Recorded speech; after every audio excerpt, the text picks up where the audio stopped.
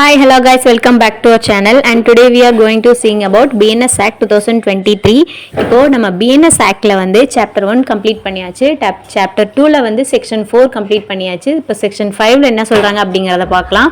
இத பத்தி more information தெரிஞ்சுக்கணும் அப்படினா நம்மளுடைய சேனலை லைக் பண்ணுங்க, ஷேர் பண்ணுங்க, subscribe பண்ணுங்க. வாங்க இப்போ வீடியோக்குள்ள போலாம். section 5ல என்ன சொல்றாங்க அப்படினா commutation of sentence. commutation of sentence அப்படினா தண்டனையை மாற்றுதல்.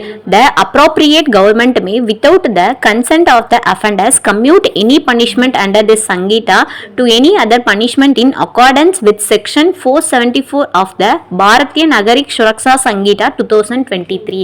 அதாவது என்ன சொல்றாங்க அப்படின்னா தண்டனையை மாற்றுறதுனா இப்போ ஒரு அஃபென்ஸை வந்து விசாரிச்சு கவர்மெண்ட் வந்து அவங்களுக்கு ஒரு தண்டனை வந்து கொடுத்துருக்கோம். அதாவது குற்றவாளிக்கு அஃபெண்டர்ஸ்க்கு வந்து ஒரு பனிஷ்மெண்ட் வந்து கொடுத்துருக்கோம். அந்த பனிஷ்மெண்ட்டில் வந்து ஏதாவது சேஞ்சஸ் பண்ணணும் அப்படின்னா மோஸ்ட்டாக சேஞ்சஸ் அப்படின்னாலே தண்டனையை வந்து குறைப்பாங்க. இல்லை அதில் வேறு ஏதாவது சேஞ்சஸ் பண்ணணும் அப்படின்னா அதுக்கான ப்ரொசீஜர் வந்து எதில் கொடுத்துருக்காங்கன்னா Bharatiya Nagarik Suraksha Sangeetha 2023 accordance with section 474. அதாவது பாரதிய நகரிக் சுரக்ஷா சங்கீதா இதில் செக்ஷன் 474க்கு கீழே என்ன ப்ரொசீஜர் கொடுத்துருக்காங்களோ அந்த ப்ரொசீஜரை ஃபாலோ பண்ணி தான் அந்த தண்டனையை வந்து நம்ம சேஞ்ச் பண்ணணும் அப்படின்னு சொல்லி இங்கே கொடுத்துருக்காங்க. இதுக்கு ஒரு எக்ஸ்ப்ளனேஷன் கொடுத்துருக்காங்க. என்ன அப்படின்னா for the purposes of this section expression appropriate government, அதாவது அப்ராப்ரியேட் கவர்மெண்ட் அப்படின்னா உரிய அரசு, அதாவது ஸ்டேட் கவர்மெண்ட் சென்ட்ரல் கவர்மெண்ட் இதை ரெண்டையும் சேர்த்து தான் அப்ராப்ரியேட் கவர்மெண்ட் அப்படின்னு சொல்கிறாங்க. இதில் ஏபி அப்படின்னு கொடுத்துருக்காங்க. A in cases where the sentence is a sentence of death or is in for the offense against any law relating to a matter to which the executive power of the union extends the central government. அதாவது ஏல என்ன சொல்றாங்க அப்படின்னா இதுல என்ன விளக்கம் ஏல கொடுத்துருக்காங்க அப்படின்னா நம்ம நாட்டுக்கு அகைன்ஸ்டாக யாராவது ப்ராப்ளம் பண்ணாங்கன்னா அவங்களுக்கு வந்து டெத் பெனாலிட்டி தான் கொடுப்பாங்க, அதாவது மரண தண்டனை தான் கொடுப்பாங்க. அது வந்து மரண தண்டனையாக இருந்தாலும் சரி வேறு எந்த தண்டனையாக இருந்தாலும் சரி அவங்களுக்கு வந்து சென்ட்ரல் கவர்மெண்ட் கொடுக்கும் அப்படின்னு சொல்லி சொல்கிறாங்க.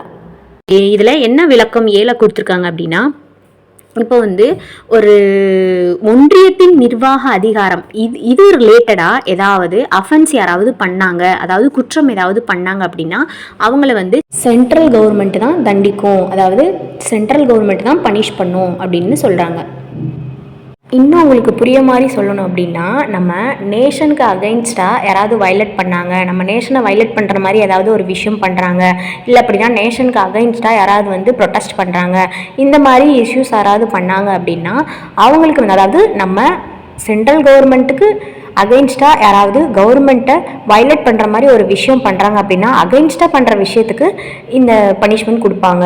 அவங்களுக்கு இதுக்கு வந்து சென்ட்ரல் கவர்மெண்ட் தான் பொறுப்பு, சென்ட்ரல் கவர்மெண்ட் தான் இவங்களுக்கான பனிஷ்மெண்ட்டை கொடுப்பாங்க அப்படின்னு சொல்லி சொல்கிறாங்க. வந்து நம்ம நேஷனோட பீஸை வந்து யாராவது வயலேட் பண்ணுற மாதிரி ஒரு விஷயம் பண்ணாங்கன்னா அவங்களுக்கும் இந்த சென்ட்ரல் கவர்மெண்ட் தான் வந்து பனிஷ் பண்ணுவாங்க அப்படின்னு சொல்லி சொல்கிறாங்க. அதாவது நம்ம இந்திய நாட்டோட அமைதியை சீர்குலைக்கிற மாதிரி ஏதாவது விஷயம் பண்ணாங்கன்னா அவங்களுக்கு சென்ட்ரல் கவர்மெண்ட் தான் பனிஷ்மெண்ட் கொடுப்பாங்க அப்படின்ட்டு சொல்கிறாங்க. நான் ஏன் வந்துட்டு இதை வந்து ஒவ்வொரு விதமாக வந்து சேஞ்ச் பண்ணி உங்களுக்கு சொல்கிறேன்னா, ஏன்னா இந்த செக்ஷன் 5ல் இந்த 2 பாயிண்ட் வந்து கொஞ்சம் டிஃபிகல்ட்டிஸாக இருக்குது.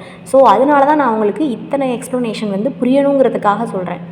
இப்போது பியில் என்ன சொல்கிறாங்க அப்படின்னா is for an offense against any law relating to a matter to which the executive power of the state extends the government of the state within which the offender is sentenced. அதாவது பியில் என்ன சொல்கிறாங்க அப்படின்னா rape இந்த மாதிரி case இருக்குல்ல, rape case அதாவது gang rape இந்த மாதிரி பிரச்சனைகளுக்கும் அதே மாதிரி இந்த மாநில நிர்வாக அதிகாரம் இதை அஃபென்ஸ் பண்ணுற மாதிரி யாராவது, அதாவது நம்ம ஸ்டேட்டை வந்து அஃபென்ஸ் பண்ணுற மாதிரி யாராவது குற்றம் பண்ணாங்கன்னா வயலேட் பண்ணுற மாதிரி குற்றம் பண்ணாங்கன்னா அவங்களுக்கு வந்து இந்த ஸ்டேட் கவர்மெண்ட் வந்து பனிஷ்மெண்ட் கொடுப்பாங்க அந்த குற்றவாளிக்கு அப்படின்னு சொல்லி சொல்கிறாங்க. அதாவது